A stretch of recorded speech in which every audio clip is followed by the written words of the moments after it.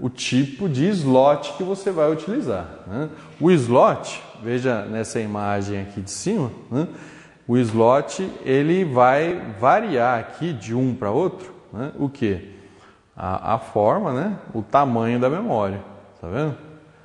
Você vê que ele está encaixando, né? Essa é a forma correta de você encaixar a memória, né? Aqui ele está encaixando essa memória no slot. Você vê aqui, por exemplo, nessa outra imagem aqui, dois modelinhos de slots diferentes de memória, né? Um slot um pouquinho menor e um slot um pouquinho maior, tá? Slot menor, slot maior, tudo bem? E aqui um slot mais atual, né, mais recente. Então, já que as memórias variam de acordo com o número de conectores, né, o número de vias que ela possui, né, esses slots vão ser totalmente incompatíveis entre si, tá? Por exemplo, a memória que cabe num tipo de slot, ela não vai servir para outro tipo, tá? Tem que ficar atento a isso.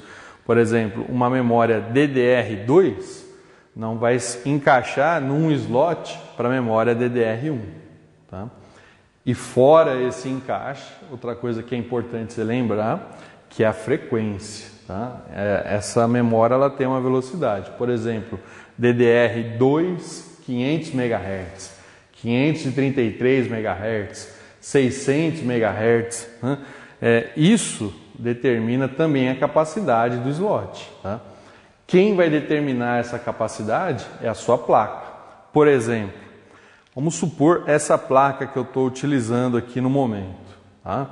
Essa placa, ela possui um modelo. Esse modelo é obtido de várias formas, mas uma delas é na própria placa mesmo. Por exemplo, aqui está escrito P965 Platinum. Se você ir no Google, por exemplo, ou em qualquer site de pesquisas, né, e digitar esse modelo, ele vai mostrar para você uma série de informações a respeito dessa placa. Entre elas está o manual. O manual, hoje em dia, ele, em muitos casos, né, ele não é nem mais impresso. Ele é obtido só pela internet mesmo, né? Então você é meio que obrigado a saber o modelo da sua placa. Se você não estiver identificando pela própria placa, ou se o seu computador estiver lacrado, por exemplo, existem alguns meios de obter essa numeração da sua placa. Um dos meios, né, é através de softwares como o Everest, como o CPU-Z, são softwares que identificam um modelo da sua placa-mãe. É uma informação que você precisa ter sempre em mãos, né? Qual que é o modelo da placa-mãe que você está utilizando naquele momento, tá? Para quê? Para saber os limites dela. Por exemplo, vamos supor que a sua placa-mãe P965 Platinum, né, seja com slots para DDR2. E aí na hora de comprar a memória para equipar o seu equipamento, você compra memórias para DDR3. Você não vai conseguir encaixar nesse slot DDR2, né, uma memória DDR3. Ou seja, você vai ter que ou ir na loja trocar essa memória ou você perdeu dinheiro, né? Então é muito importante você saber o modelo da sua placa-mãe para que você possa comprar o equipamento que você precisa, você possa adquirir o equipamento necessário de acordo com o que você está utilizando, né? De acordo com o que realmente você possui, né? Tudo bem? A mesma coisa vale para microprocessadores, para tudo no seu computador, né? No manual da placa você vai sempre ter essas informações, né? Pelo manual da placa você vai conseguir saber qual que é a identificação dos componentes do seu computador, tudo bem? É lá que você vai saber se essa memória é DDR1, 2 ou 3, tá? Tranquilo? Então veja só, como saber o modelo da placa? Olhando na placa ou através de softwares que façam essa identificação. Recomendei 2, né? Existem outros no mercado. Um chama-se Everest, outro chama-se CPU-Z. Tudo bem? Bom, então tá aí, memória, né? Ficar atento às compatibilidades, tá joia? Bom, nesse slide eu tenho uma hierarquia, né, de funcionamento do processador e das memórias, né, e de tudo que eu expliquei até então.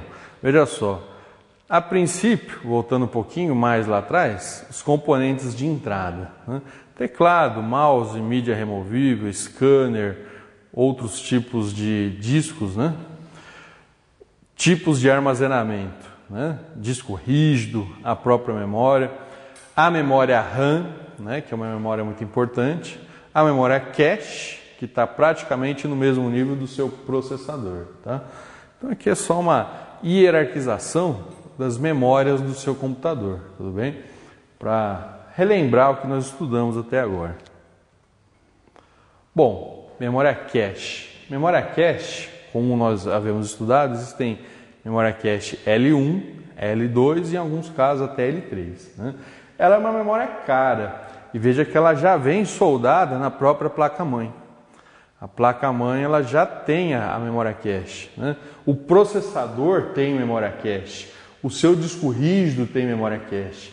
Então é uma memória que ela determina muito o funcionamento do componente que você está utilizando. Né? Quanto melhor e mais rápida, né, melhor é o seu equipamento. Tá? Para vocês terem uma ideia de capacidade de memória cache, né? Se eu falar aqui 4 megabytes de memória cache, eu estou falando uma quantidade estrondorosa de memória cache. É uma quantidade realmente alta de memória cache. 2 megas, 1 mega, né? Em alguns casos 512 kbytes, 256 kbytes, né? São quantidades até que razoáveis de memória cache.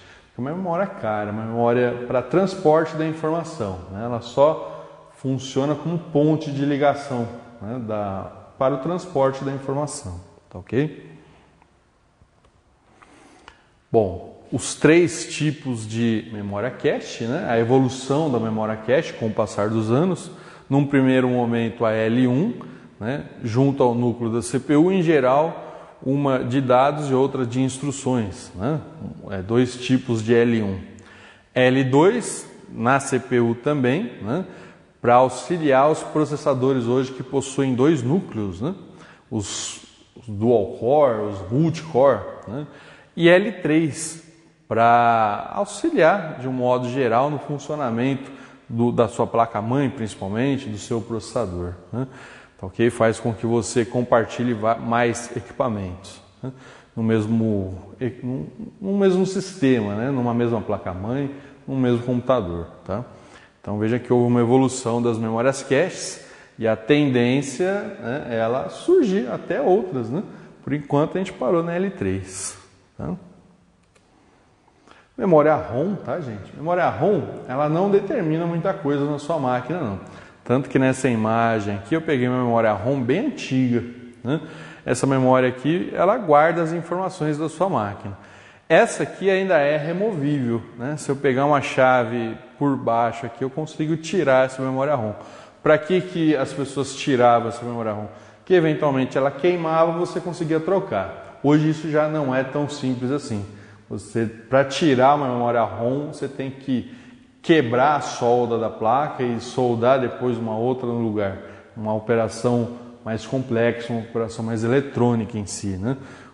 A memória ROM ela guarda, por exemplo, as informações do fabricante da máquina, né? Configurações sobre a série do seu computador, né? Qual o tipo de HD que ele suporta, qual a disposição da placa-mãe, né? Ela possui informações acerca do que você está utilizando em si, né? Qual a configuração da máquina que você está utilizando. E a bateriazinha, né? Que faz com que a memória ROM não perca os dados, né? Porque, diferentemente do que muitos pensam, a memória ROM ela é também uma memória volátil. Ela não grava as informações, né? As informações ficam guardadas na memória ROM enquanto o computador está ligado. Só que quando você desliga o computador, essa bateriazinha aqui entra em ação, né? Ela tem uma durabilidade aí, em alguns casos de 5 a 10 anos, né? Dependendo de marca, modelo, né? Dependendo do uso dela, inclusive, né? Então, se não fosse essa bateria, na hora que você desligasse o computador, as informações de configuração da máquina se perderiam, tá? Ou seja, quando acaba a bateria, você percebe logo, porque quando você liga o computador aparece uma tela